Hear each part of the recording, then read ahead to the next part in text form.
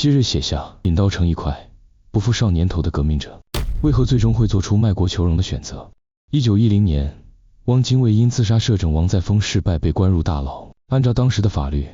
他必死无疑。可随着辛亥革命的枪声响起，汪精卫迎来了释放。出狱后，汪精卫留在了孙中山身旁，或许是从死亡面前走过一遭，他忽然不愿再直面死亡的风险。1925年3月，孙中山病逝。当时国民党内部论资排辈，最有资格承接领导权的有3人：廖仲恺、胡汉民与汪精卫。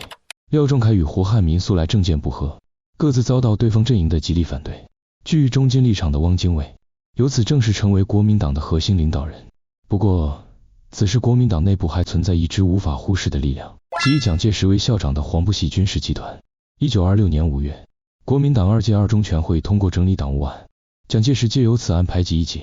掌控党权。汪精卫被迫下野，随后自职赴欧洲流亡。此后，面对内有黄埔系嫡系支持，外有张学良东北军配合的蒋介石，汪精卫在权力斗争中始终难以占据上风。政治上的持续失意让他愈发消沉。1931年9·18事变爆发后，国内抗日呼声高涨，汪精卫与蒋介石重新达成合作，共同执掌国民政府。彼时，他虽对屈居蒋介石之下心存不满，但尚未滋生投日思想。担任行政院长期间，他推行一面抵抗一面交涉的政策，还曾明确指出，只有积极的军事抵抗，才能在外交谈判中争取主动。从这一主张来看，这一阶段的汪精卫尚属主战派，后续行动也印证了这一点。1932年1月，日军进犯上海，128事变爆发。时任行政院长的汪精卫在各路军阀间奔走协调，为抵抗日军的粤军19路军筹备物资，争取支援。他曾向张学良求援，却未获回应，但最终从晋系军阀阎锡山处争取到一批手榴弹，支援前线作战。然而，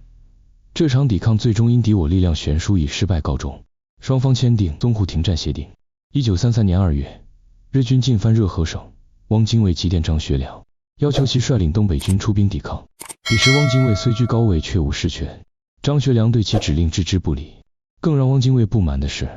张学良不仅消极抗日，还不断向国民政府索要巨额军饷。为此，汪精卫公开提出与张学良一同辞职。二人的矛盾最终因蒋介石从中调停才暂时平息。真正让汪精卫心态彻底转向悲观的，是1933年3月至5月的长城抗战。此前他主张抵抗，核心判断是国民党军队与日军差距有限，尚有一战之力，但长城抗战中，中国军队约20万人对阵日军约4万人，最终仍全线溃败。战后，汪精卫派陈公博前往前线考察，得到的汇报是中日装备悬殊之极，国军士兵往往还没看清日军身影，就被炮火炸死。蒋介石或许也被抗战的惨烈伤亡所触动，于1930年代中期深化与德国的军事合作，引进德国军事教官，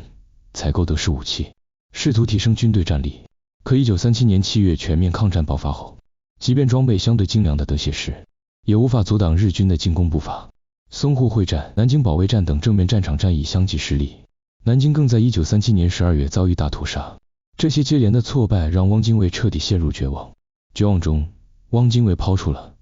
抗战必亡的论调。他声称，西方列强与苏联虽对中国有援助，但不过是杯水车薪。中国抗战若仅靠自身，绝不是日本的对手。他还曾用荒谬的比喻为投降找借口。日本感觉着痒的时候，中国已经感觉着痛了。等到日本感觉着痛的时候，中国早就因痛而亡了。最能体现他这一时期消极心态的言论，莫过于我们是弱国，是弱国之民。我们所谓的抵抗无他内容，只是无谓的牺牲。在这种绝望情绪驱使下，汪精卫的内心逐渐向日本靠拢。他选择日本的原因有二：一是早年曾赴日本留学，对日本的工业实力与军事实力十分羡慕；二是他自认为是孙中山的忠实信徒。而孙中山曾在清末民初的特定历史背景下，提及中日同文同种主张以废除不平等条约为前提的两国友好，但汪精卫刻意曲解了这一理念，将平等友好扭曲为无条件依附，甚至幻想依靠日本的力量复兴中国，以此打破欧美列强对中国的压迫。1938年12月，汪精卫从重庆出逃，经昆明抵达越南河内，随后发表唁电，公开响应日本精卫声明，仍为汉奸。1940年3月，为南京国民政府成立，汪精卫抵达南京，他完全无视南京大屠杀中30万遇难同胞的冤魂，多次发表亲日演讲，为日本的侵略行径粉饰。他在伪政权的公开声明中称，自己的所作所为是为了保全沦陷区的国土，为了保护幸存的百姓。无论这是他为卖国行径编造的借口，还是自欺欺人的谎言，都改变不了他成为近代中国最大汉奸的事实。在全国军民浴血抗战的艰难局面下，他不可能不清楚，自己作为国民党曾经的核心领导人选择投降，会对本就脆弱的军心民心造成何等毁灭性的冲击。1944年11月10日，汪精卫因骨髓肿病在日本名古屋病逝。据其家人透露，汪精卫生前曾坦言沦为汉奸，愧对孙中山先生的知遇之恩，并希望死后能葬在南京中山陵附近，以为先生守墓。因此，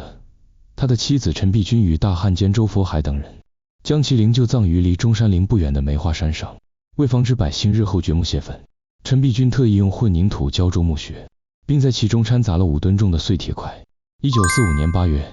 日本宣布无条件投降。1946年1月，国民政府完成对南京日伪政权的接收后，为平息全国民愤，蒋介石下令由何应钦负责炸开汪精卫的墓穴。墓穴被炸后，何应钦在原址上修建了一座小亭子，取名关梅亭。汪精卫的尸体则连同棺材一同被火化，其骨灰最终被丢弃在南京郊外的臭水沟中，落得个遗臭万年的下场。